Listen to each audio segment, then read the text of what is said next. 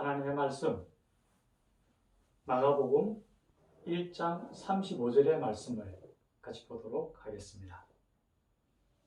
새벽 아직도 밝기 전에 예수께서 일어나 나가 한적한 곳으로 가사 거기서 기도하시더니. 아멘. 오늘은 영적인 호흡, 기도에 대하여 함께 나누며 은혜 받기를 원합니다. 이 세상에는 하나님께서 만드신 수많은 생명체가 존재하고 있습니다. 인간을 비롯하여 하늘에는 공중을 나는 온갖 새들과 또 바다에는 많은 종류의 물고기들이 있습니다. 그리고 이 육지 위에는 사자와 호랑이를 비롯해서 수많은 동물과 식물들이 살아가고 있습니다. 그런데 이 많은 생명체에 있어서 공통적으로 꼭 필요한 것이 있습니다. 어떤 생명체든지 반드시 호흡을 해야 된다는 것입니다. 즉, 숨을 쉬지 아니하면 어떤 생명체도 그 생명을 유지할 수가 없습니다.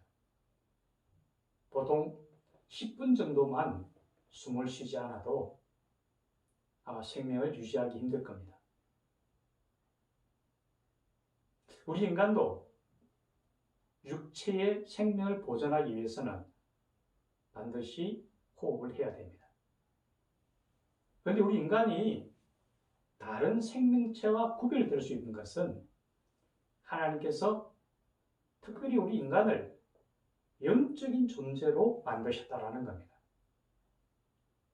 따라서 인간은 이 육체의 생명을 보존하기 위해서 반드시 호흡을 해야 되는 것처럼 우리가 영적인 생명을 유지하기 위해서는 영적인 호흡인 기도를 반드시 해야 된다는 거죠. 그래서 성경에서는 쉬지 말고 기도하라고 얘기합니다. 그것은 우리가 영적인 생명을 온전히 보존하고 건강하고 충만한 삶을 살기 위해서는 반드시 기도를 끊이지 않아야 된다는 것을 말씀하고 있습니다. 오늘 성경 본문에서도 예수님께서 새벽 미명에 한적한 곳으로 가서 거기서 기도하시는 모습을 보여주십니다. 우리 또한 믿음의 주요 온전케 하시는 이 예수님을 본받아서 우리가 늘 기도 생활을, 우리의 영적인 호흡인 기도 생활을 끊임없이 이루어 나가는 그런 하나님의 자녀가 되어야만 될 것입니다. 또 한편으로 이 기도는 하나님과의 대화라고 우리는 말할 수 있습니다. 이 대화라는 것은 한 사람이 일방적으로 전하는 소통이 아니라 쌍방향으로 이루어지는 의사소통입니다. 그런데 우리가 하나님 앞에 우리가 기도하는 모습을 바라보면 우리가 하나님 앞에 기도할 때에 우리의 필요들만 잔뜩 내려놓고 하나님 앞에 간청하는 것으로서 대부분 끝납니다. 우리가 하나님 앞에 우리의 간구와 간청을 한 후에 깊은 묵상을 통하여 하나님의 뜻과 하나님의 음성을 듣는 것을 행하지 않고 있습니다. 성경 사무엘상 3장 이하에 보면은 사무엘이 어렸을 때에 엘리 제사장 밑에서 제사를 도운 위치에 있었습니다. 어느 날 사무엘이 일을 다 마치고 침소에 들기 전에 깊은 묵상을 하는 가운데 하나님께서 사무엘을 부르는 소리를 듣습니다. 사무엘아, 사무엘아 하고 하나님께서 사무엘을 불렀습니다. 그때 사무엘은 엘리 제사장이 자기를 부른 줄 알고 엘리 제사장에게 달려가서 저를 불렀습니까? 라고 물었습니다. 하지만 엘리 제사장은 나를 부르지 않았다라고 얘기를 합니다. 그러기를 몇 분 후에 엘리 제사장이 사무엘에게 얘기합니다. 그것은 하나님께서 너를 불렀다라고 얘기합니다. 그때 사무엘은 하나님의 음성을 듣고 주여 제가 여기 있나이다라고 하나님의 뜻을 받게 됩니다. 이처럼 우리가 깊은 묵상 중에 하나님의 음성을 들으려고 노력하고 주의 뜻을, 하나님의 뜻을 알려고 노력하면 하나님께서 우리에게 그것을 알려주심을 우리는 성경을 통해서 알게 됩니다. 우리가 하나님 앞에 일방적인 우리의 간청만을 내려놓는 것이 아니라 하나님이 들려주시는 미션 음성을 듣는 것이 필요하다고 말씀하고 있습니다. 세 번째, 기도는 능력의 원천입니다. 마가복음 9장에 보면 귀신 들린 아이를 둔 아버지 얘기가 있습니다. 그 아버지가 아이를 데리고 예수님의 제자들에게 찾아와서 그 아이를 고쳐주기를 간청했습니다. 하지만 제자들은 그 일을 못했습니다. 그러자 그 아버지가 아이를 데리고 이제 예수님께 나와왔습니다. 예수님, 할 수 있거든 이 아이를 좀 고쳐주십시오 라고 얘기했습니다. 그때 예수님은 그 아이 아버지에게 이렇게 얘기합니다. 할 수 있거든이 무엇이냐? 믿는 자에게는 능치 못함이 없으리라고 얘기하시면서 그 아이를 고쳐줬습니다. 그 이후에 제자들이 조용히 찾아와 주님께 묻습니다. 주님, 저희들은 할 수가 없었는데 어떻게 하였기에 이렇게 그 아이를 고칠 수 있었습니까? 라고 물을 때에 예수님은 기도 외에는 이런 유가 나을 수 없느니라고 말씀하셨습니다. 즉, 기도의 권능을 통하여 하나님께서 능력을 행하셨다라는 겁니다. 빌립보서 4장 13절에는 내게 능력 주시는 자 안에서 내가 모든 것을 할 수 있다고 이야기합니다. 여기서 능력 주시는 자 안에서는 바로 기도의 능력을 통하여 나타난다는 것을 우리는 알아야 됩니다. 이처럼 기도는 우리의 영적 호흡이며 하나님과의 대화이며 우리가 살아가는 데 필요한 능력의 원천임을 우리는 분명히 알아야 합니다. 기도에는 대략 4가지 정도의 형태가 있는데요. 첫째, 우리가 생각할 수 있는 것은 바로 회개의 기도입니다. 이것은 우리가 죄인된 모습, 우리가 가지고 있는 죄를 가지고 하나님 앞에 나아올 수는 없습니다. 하나님 앞에 우리 죄를 내어놓고 예수님이 주시는 의의 세마포를 입고 하나님 앞에 나와야 된다는 거죠. 누가복음 18장에 보면은 두 사람이 성전에 기도하러 올라가는 모습이 있습니다. 한 사람은 바리새인이었고 한 사람은 세리였습니다. 이 바리새인은 이렇게 기도합니다. 주님, 저는 다른 사람들, 즉 토색과 간음과 불의한 사람들과는 다르며 또 저 세리와는 다름을 감사합니다. 저는 일주일에 2번씩 금식을 하고 제 소득의 11조를 주님 앞에 드립니다 라고 기도를 했습니다.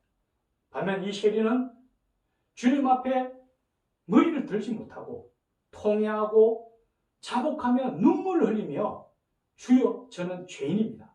저를 불쌍히 여겨 주옵소서 라고 기도를 드렸습니다. 그때 주님은 이 바리새인이 아닌 이 세리의 기도를 들으시고 그를 어렵다 하셨습니다. 이처럼 회개함으로 인해서 우리가 하나님 앞에 나올 수 있다는 것, 의의 신목을 입을 수 있다는 걸 우리는 반드시 기억해야 됩니다. 두 번째 기도는 감사의 기도입니다. 그것은 바로 시편 50편에 있는 것처럼 감사로 제사 드리는 자가 하나님을 영화롭게 한다고 말씀되어 있습니다. 지난주 우리가 본 것처럼 이 감사는 하나님 앞에 우리가 반드시 드려야 될 하나님을 영화롭게 하는 기도임을 우리는 알고 있습니다. 세 번째 기도는 중보기도입니다. 이 중보기도라는 것은 하나님께서 날 위해서 십자가에 달려주시고 나의 중보자로서 내가 하나님의 은혜를 입은 것처럼 우리 또한 하나님 앞에서 다른 사람을 위해서 기도하는 것, 그것은 하나님이 기뻐하시고 원하시는 것입니다.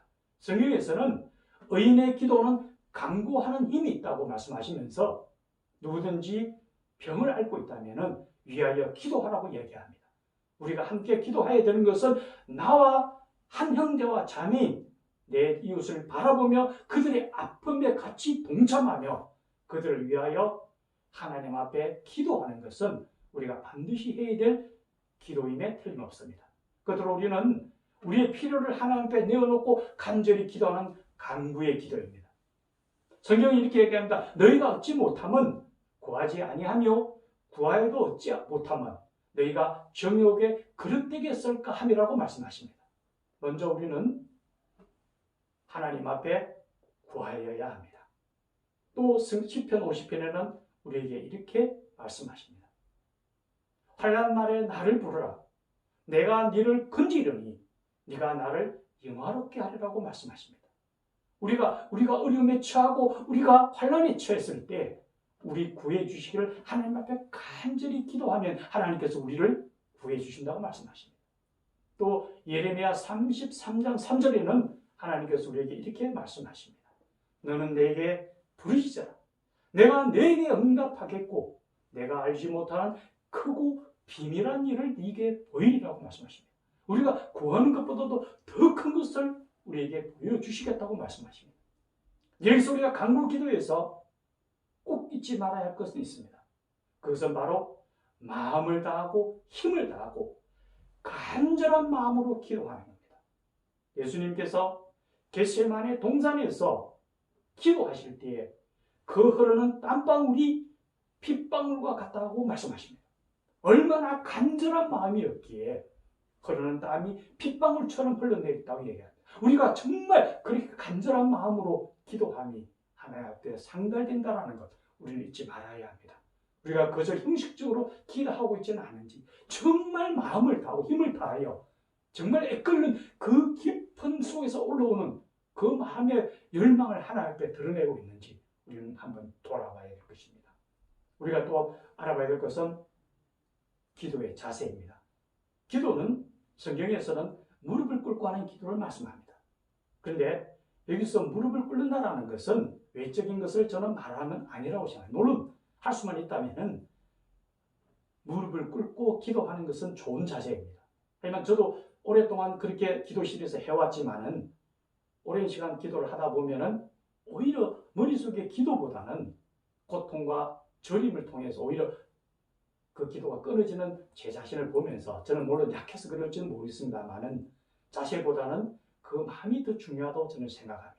하나님 앞에 피조물로서 창조주신 하나님 앞에 우리 자신을 더 내려놓고 낮추고 겸손하게 정말 그 모습을 그 마음속에 내가 두렵고 떨리는 모습으로 하나님 앞에 나아오는 것. 나의 창조주이신 하나님 그 앞에 그 자세가 어떠냐가 중요하지 않을까 봅니다. 그래서 외형적 자세보다는 마음속의 자세가 더 중요함을 말씀드리고 싶습니다. 또 하나는 기도하는 장소입니다. 예수님은 겟세마네 동산에서도 기도하셨고 새벽 미명의 한적한 곳에 가셔서도 기도하셨고 어디서는 기도하시는 모습을 보여줍니다. 물론 저도 골방이나 기도실이나 여러 곳에서 따로 기도하는 것이 더 하나님 앞에 온전한 모습으로 묵상 기도하기는 좋다고 생각합니다. 하지만 그것은 그 또한 외형적인 것보다는 어느 순간순간 주님이 계시는 곳이라면 어디든 우리와 함께 하신 하나님 앞에 기도함이 가능하다고 봅니다. 형식적 장소보다는 우리가 어느 순간이든 마음속으로 주님 앞에 내려놓을 수 있다면 그것은 어떤 형태든 가능하지 않을까 보입니다. 마지막으로 시간에 대한 부분입니다. 주님은 새벽 미명에도 가셨고 여러 곳에서 기도를 하셨습니다. 저는 그런 부분에서 예전에 이스라엘 민족들이 하루에 3번 정해놓고 기도했던 그 모습도 저는 보게 됩니다. 또 하나는 루트는 하루에 2시간을 먼저 기도하지 않고서는 하나님 앞에 하루의 삶을 시작하지 않겠다라고 고백했습니다. 백악관을 기도실로 만들었던 링컨도 반드시 새벽에 아침에 일어나서 일을 하기 전에 반드시 2시간 동안 기도했다고 합니다. 저도 회사에서 업무를 하기 전에 짧은 시간이지만 반드시 기도를 하고 시작을 합니다. 그런데 그 시간도 우리가 언제든지 성경 속에서는 그렇게 말씀하십니다. 아까 이처럼 쉬지 말고 기도하라. 그리고 늘 깨어 기도하라고 말씀하십니다. 그것은 우리가 항상 기도에 열려있는 마음을 얘기합니다. 저는 시간에 제한됨이 없어요. 물론 정해진 시간이 좋습니다만은 잠자다 깨서 기도하고 또 걸어가다가도 기도할 수 있고 언제든 기도하는 그 마음이 우리가 아까 얘기처럼 영적인 호흡이기 때문에 호흡을 멈출 수가 없지 않습니까? 그렇다면 늘 주님과 동행하는 그 자세로서 기도하는 것이 필요하다고 저는 말씀드리고 싶습니다. 우리가 어린아이가 태어나면 다른 건 다 배웁니다. 하지만 배우지 않아도 하는 게 뭔지 압니까? 호흡입니다. 먼저 이 땅에 태어나면 자연스럽게 호흡부터 하게 됩니다. 우리 그리스도인도 우리 안에 이미 하나님의 성령께서 내주하시기 때문에 우리는 자연스럽게 하나님 앞에 기도할 수 있습니다. 성경에서는 이렇게 얘기합니다. 중언부언하지 말고 내 필요를 하나님 앞에 내어놓는다면 모든 것을 아시는 하나님께서 우리를 받아주신다고 말씀하십니다. 저는 그렇게 말씀드리고 있습니다. 세 가지를 꼭 기억하며 기도했으면 좋겠습니다. 첫째, 내가 만약에 나도 알게 모르게 하루를 정리할 때에 혹시라도 죄가 있다면 내가 하나님 앞에 잘못된 모습이 보인다면 우리는 분명히 먼저 해야 될 것은 주님 용서해 주옵소서. 저는 자다가 깨면은 먼저 제가 입속에서 나온 것은 주여 용서해 주옵소서부터 시작합니다. 그 다음에 우리가 살아가면서 언덧 주님의 은혜가 느껴지고 주님의 사랑이 느껴진다면 두 번째는 주님 감사합니다.